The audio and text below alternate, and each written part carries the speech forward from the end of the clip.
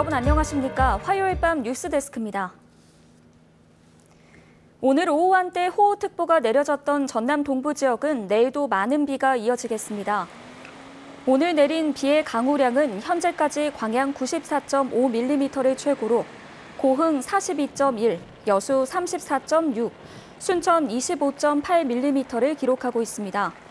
기상청은 오늘부터 내일까지 전남 남해안에 많게는 150mm, 그 밖의 지역은 50에서 100mm의 강우량을 보이겠다고 예보했습니다. 광양만권 경제자유구역 내 외국인 투자기업 유치가 저조한 것으로 나타났습니다. 무소속 이용주 의원이 산업통상자원부에서 제출받은 자료에 따르면 지난 7월 기준 광양만권 경제자유구역의 개발률은 67.8%로 전국 7개 경제자유구역 가운데 동해안권에 이어 두 번째로 낮았습니다. 또 유치기업 315곳 가운데 외국인 투자기업은 전체의 9.2%인 29곳에 불과했습니다. 이에 대해 이용주 의원은 정부 지원이 미흡해 부지 개발과 외국인 투자기업 유치에 어려움을 겪고 있다며 정부와 지자체가 경제구역 활성화를 위해 적극적으로 나서야 한다고 주장했습니다. 순천만 국가정원에 53m 높이의 타워형 전망대를 만들기로 한 지 4년째입니다. 지지부진한 전망대 건립이 타워형 대신 가상현실 VR 전망대로 변경해 올해부터 본격화합니다. 박민주 기자가 취재했습니다. 순천만 국가정원에 53m 높이의 전망대를 건립하겠다고 발표한 건 지난 2015년. KB 하나은행은 사회공헌 사업으로 50억 원 규모의 전망대를 건립하기로 했습니다.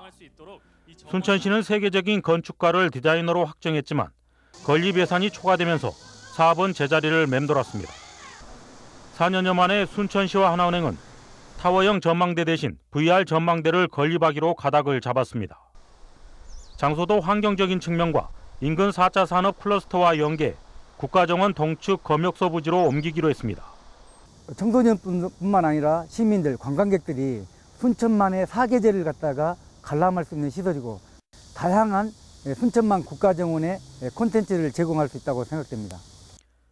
VR 전망대는 지상 3층 규모로 60억 원을 들여 다음 달 착공해 내년 6월 완공합니다. 4년 만에 다시 가시화된 순천만 국가정원 전망대. 순천만을 아름다운 영상으로 구현한 VR 전망대가 새로운 콘텐츠로 자리 잡을 수 있을지가 앞으로 관건입니다. MBC 뉴스 박민주입니다. 수개월 동안 논란이 된 제철소의 고로 잔존가스 무단 배출과 관련해 환경부가 고로 비상밸브 개방을 허용하기로 했습니다.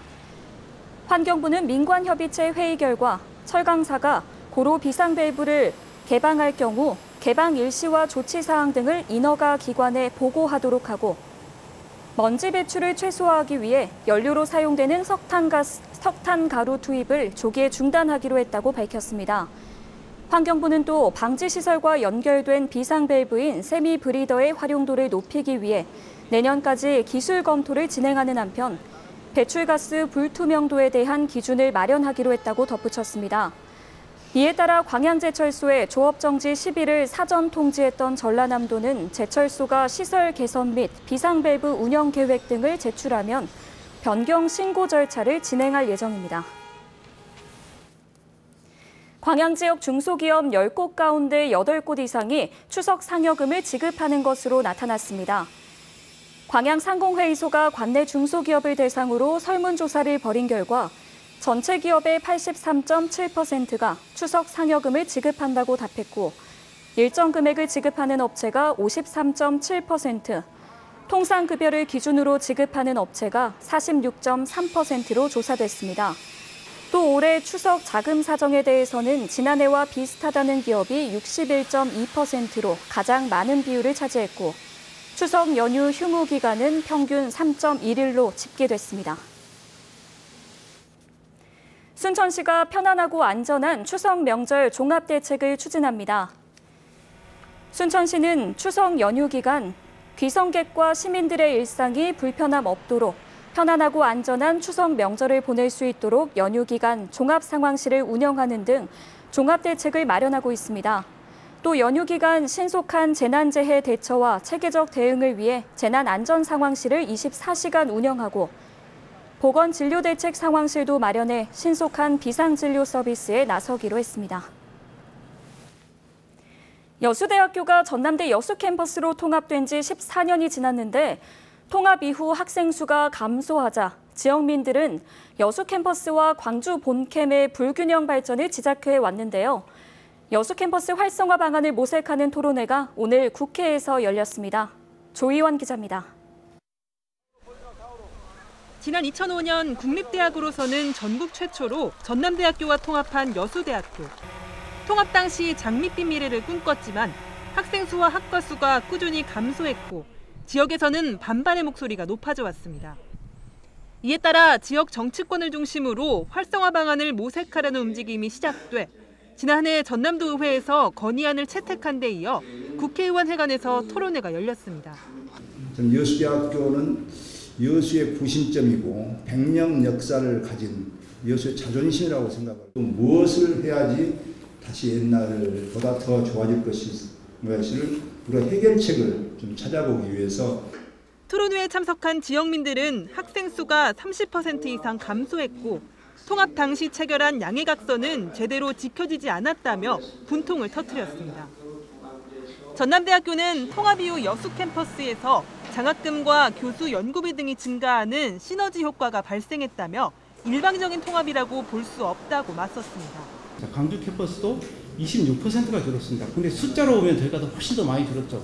거의 이루어지지 않았다고 그러는데 실제로 10개는 다 완결이 됐고요.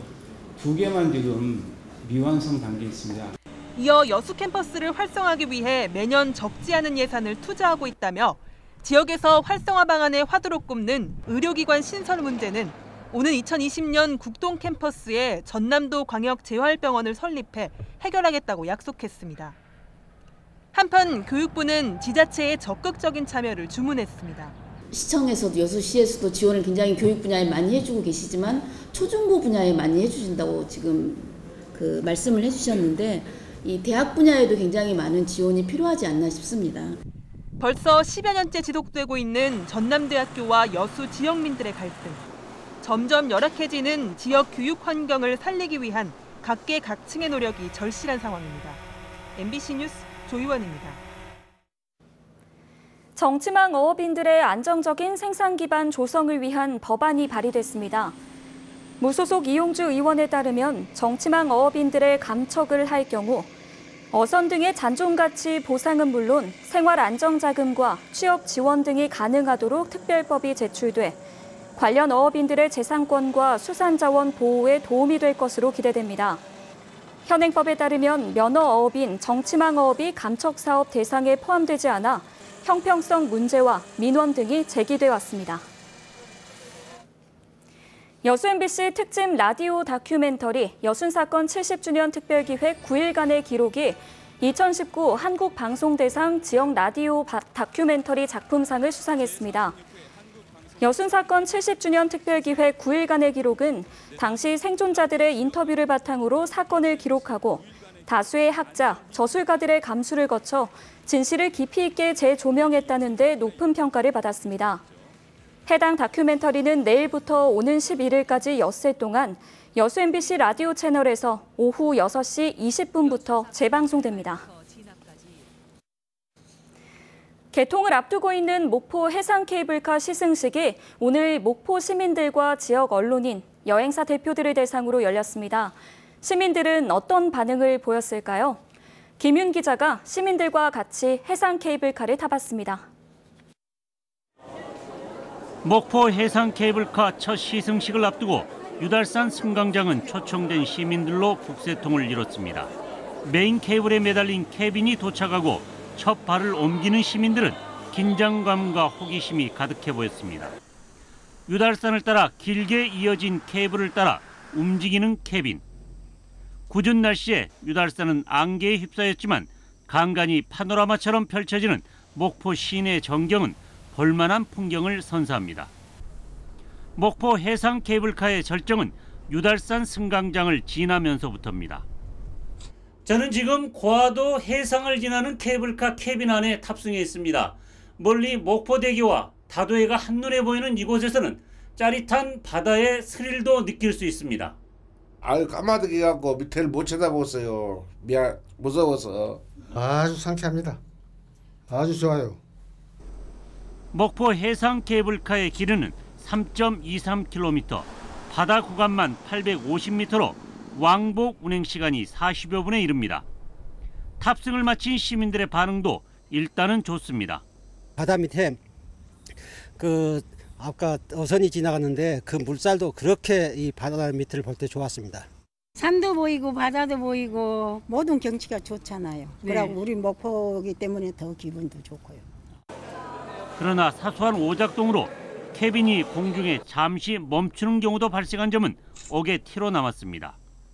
목포 해상 케이블카는 오는 6일 공식 개통식을 갖고 본격적인 운영에 들어갈 예정이지만 태풍이 북상하고 있어 개통 차질이 우려되고 있습니다. MBC 뉴스 김윤입니다. 전남 지역 주요 행락지에서 여름 휴가철 식품 위생과 원산지 거짓 표시 위반 사항이 무더기로 적발됐습니다. 전라남도 민생사법경찰팀은 지난 7월 29일부터 한 달여 기간 동안 해수욕장 등 행락지 주변 식품 접객업소에 대한 식품 위생과 원산지 거짓 표시 집중 단속을 벌인 결과 식품위생법을 위반한 17건을 적발해 벌금 등 조치를 하고 48건을 현장에서 시정하도록 했습니다.